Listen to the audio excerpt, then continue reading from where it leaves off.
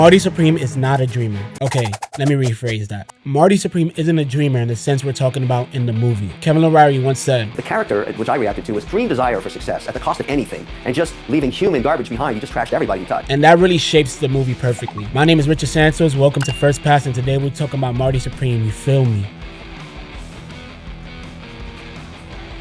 Marty Supreme is a narcissistic, egomaniac, egocentric, a user, anything for the go type beat. I know everybody's trying to be a hustler after watching this movie. You want to see the by any means necessary pursuit. But I kind of think you missed the whole movie's messaging if you look at the film through that lens. Spoiler alert, starting now. I don't want to hear it later in the comments. Marty Supreme is a dreamer. And it's probably my son Timmy's best performance. You hate the guy, but you can't help to see him win. His charisma just oozes out the character. You believe in him. You let him convince you that he's the best in the world, even though in the whole movie he's losing. Why does that even work? Maybe the reason you and I fall in love with the movie is because, just like you, I see myself in him, even if I don't like it. Maybe the reason I have such a strong reaction for not wanting to be like him is kind of because I'm like him, or we are like him. Josh Sathi said in an interview, "To be a dreamer is to be lonely, because it takes that. It requires everyone around you doesn't really understand the goal, and they won't get it, just like his uncle. He's trying to give Marty a better life, a life that he could support his mother, but Marty keeps denying it, just like any of us would do if we dream big. Maybe that's why we all connect to him, even though he uses everyone around him, the people that love him, the people that want to see him win, the people that see themselves in him. One of his best friends helps him with a place to stay. His uncle tries to give him a job. His girl sacrifices herself just to make sure he gets to Japan. Therefore, Marty convinces himself that using him is okay, any way to prove to himself and to the world that he is great. And that's why Marty Supreme works, because it explores the inner dreamer in all of us. The extreme version, sure, but it's how we all see ourselves. This is by far Timmy's best performance. And the reason I think it works is because I bet you money he sees himself in the character. I don't know about you, but I'm also in the pursuit of greatness. In the Carmelo Anthony's podcast, Timmy said that the thing that shaped his vision in the movie the most was The Last Dance. That's why The Last Dance was the most influential piece of art from Marty Supreme more than any other movie or whatever. Sure. But the Jordan tenacity, the pursuit of greatness, even the fact that he was an asshole. Now let me take you why The Last Dance is important, because we see how Jordan became Jordan. He's an asshole. He expects greatness from his peers, and he didn't settle for anything less. He was historically hard to deal with, but was it all worth it? The short answer, no matter who you are, is yes. Timmy has been getting a lot of heat for the last few months, maybe the last year or so, ever since he said he's on the pursuit to be great. Therefore, this film is perfect for him because he understands what that means, how hard you have to go, how you have to be blind to be great, and he was great. This movie made you hate and love the character at the same time, and that can only be achieved by deep understanding his goals, his dreams, his flaws, and understanding how to make an unlikable character likable. We've seen this kid growing up. He has played the pretty boy, the drug addict, the king of the whole revolution. He went from small roles to main leads, and he keeps getting better and better. And that's probably why people are turned off by him lately. Just like Kobe, just like Jordan, we love seeing people on the rise.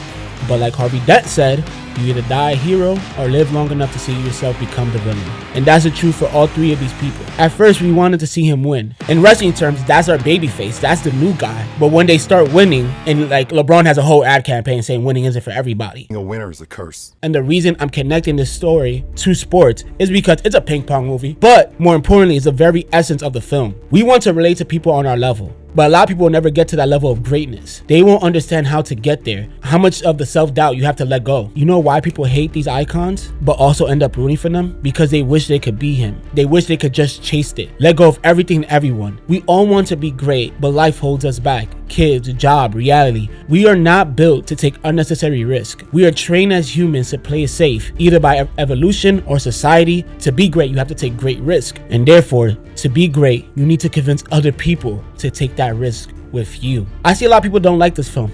And guess what? When I walked out of the movie theater, I didn't like it as much as other people either. But I think the reason for me may be different from other people. This movie is showing the best moments of ourselves, but also showing us the most selfish. And that could turn a lot of people off. Arrogance is something we teach our kids not to have. We hope that they grow out of it. But this film glorifies it. If you see that as a message though, I think you're looking at the film short-sighted. This film isn't to show you why this doesn't work. It's to show you why this way of thinking is harmful. Yes, greatness comes with sacrifice, but not to overly use people to get to a goal. You see how he rubs people the wrong way. Therefore, he gets in his own way most of the time. Let's look at the patterns. We see Marty Supreme uses his mother's place to stay so he doesn't have to pay rent. But that's not enough. So we see him use a pregnant girl to help him get money.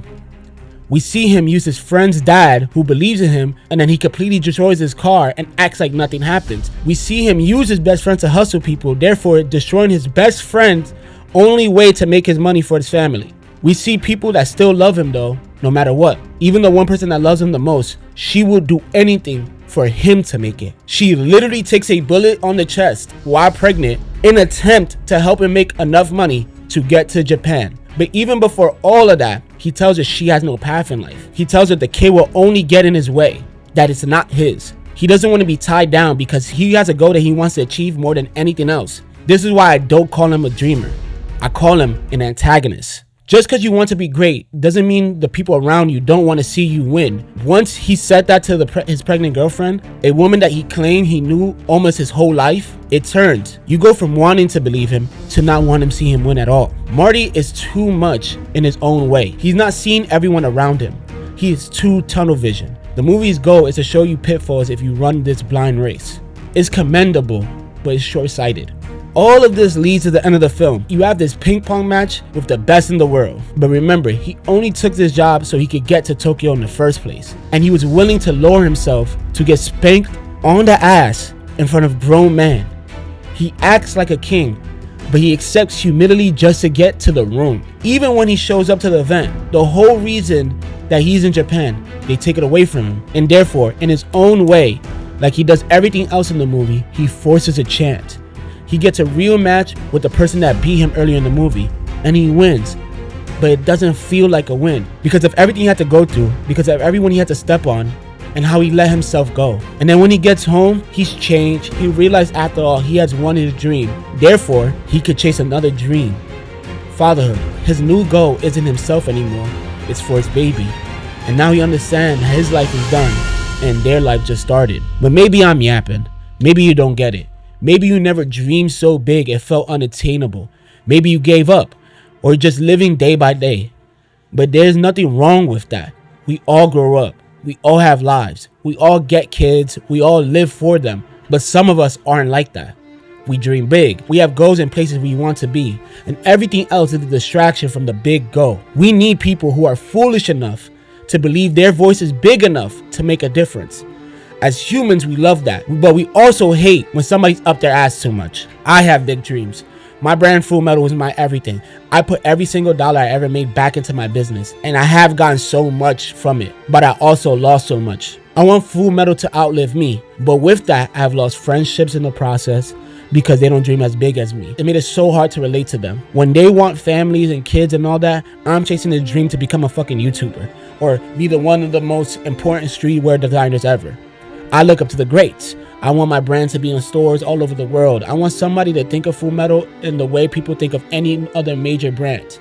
I work countless hours. I am 26 and I'm currently literally in the worst financial position I've ever been in. But I still have this drive to keep going, to show the world that I can make it. I have lost 2 relationships with people I've loved because I'm too scared to commit to having kids and a family and moving in with them. I'm too scared to lose this dream. Everyone in my life, except a handful of people, don't get me wrong, have given up on their dreams or chasing the check day by day, just living life. And I'm the only one clinging on to this dream. I'm making this YouTube video right now, still trying. I post a TikTok with 100 people just cause. It might be embarrassing to some. They might ask, why doesn't he just give up on all of this and sell everything? I've been told that by people I love. I've been told that my brand won't make it anywhere, that my clothes suck, that nobody will buy it. And I have to eat that. And therefore, I have a selfish desire to prove everyone wrong. To know what I'm doing is right and I don't need anyone. But I couldn't be more wrong. The reason why a lot of people tell me they see Marty in me, because it's true. I have learned the same lesson as the film. Even when I did achieve some goals, I always felt it wasn't enough because I lost so much along the process and I'm still not where I want to be. And I had to accept losing friends and family and loved ones to make this happen. I have to believe in me. That's why I post on TikTok. That's why I'm trying to do this weekly. I know I could be great, and in turn, I could change the people's lives around me. I had to. I need to. So I get why people see me in the film. And I went into this movie completely blind, and I saw uncomfortable traits I have to see in myself. Everyone that has seen this movie said, Richard, this is you. I wanted to reject that part of my life so bad last year. And this movie will do some damage to young minds. But if I'm being real with myself, it has changed me in a way to make me better understand myself better. It made me think. We all fall in love with being a dreamer and chasing it. We love people like Jordan, Kobe, Tom. We love characters like Marty, Andrew, and these guys that you want to see win no matter what. But you also have to understand the shortcoming of just chasing a dream. How can you drown yourself in it and forget everyone around you, everyone that cares? We all have to walk that line. It's not all about winning. It's about what it means to be great. And you will have to survive to get there. Now, I'm just going to keep on a little tangent. This is off script. I just want you to understand that Marty Supreme isn't someone you should aspire to be, but you could commend the effort, and you could see how you could use some of that effort, some of that blind, egocentric way of thinking to just get to the goal. And it's just have to put them to work every day, even if it's a little. But don't ever forget, as people that are around you, that will love you, that will care for you. And no matter how big or small you are, you only have the people in your life that are your family and your friends. Don't ever lose that, because you don't want to be like Marty. Trust me, it's not fun. My name is Richard Santos. This is First Pass, and I'll see you next week. Peace.